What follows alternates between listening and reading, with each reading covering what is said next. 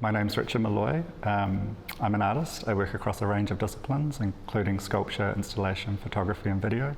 In Freedom Farmers, I'm exhibiting a treehouse. It's the 5th treehouse in an ongoing series that I started in 2004. It came out of an investigation into thinking about the relationship that the artist has with the viewer. And I saw the treehouse as a platform or a structure that could mediate a connection, a direct connection between the artist and the viewer. And in that case, it was built for a dealer gallery show where nights were sold and I would sleep in the treehouse with the art buyers. So all the different tree houses that I make have a slightly different logic to them.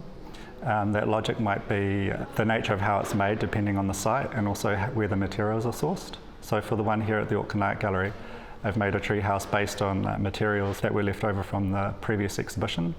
So this tree house is made out of wood that was taken down from the internal walls that separated the different gallery spaces from the last show. So in a sense, it kind of gives the viewer an idea of the waste from the gallery, but also maybe an idea of what, if you turn the gallery inside out, what it may look like on the inside of the walls. The process for making this work was really looking at the site and thinking a lot about the architecture of the building and its reference, the reference of the architecture to maybe a tree hut style of architecture, particularly when you walk in and you see the large wooden pillars. After being given the site within the gallery space, I started to kind of think about how I would construct it here and how I'd respond to the types of materials. So the first thing that I did was build a piece of wood that went across the gallery wall and then jutted out. So I kind of created, in a sense, some tree branches that I could then latch onto and start the construction process. So it's working very intuitively in the space with the materials and just working through the problems as they arise. I'm interested in how this treehouse is an alternative type of architecture.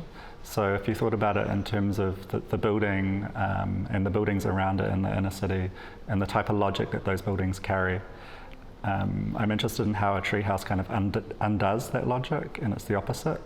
So whereas they're striving for perfection, I'm interested in how the treehouse is a series of mistakes and how those mistakes really reveal the true nature of the material that's used.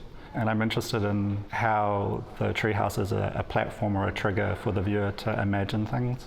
So it's not an elaborate treehouse, it's a very basic treehouse where people can enter into it, and once inside it they can almost complete the work themselves through their nostalgia, their memory and their imagination for the potential that the work could have.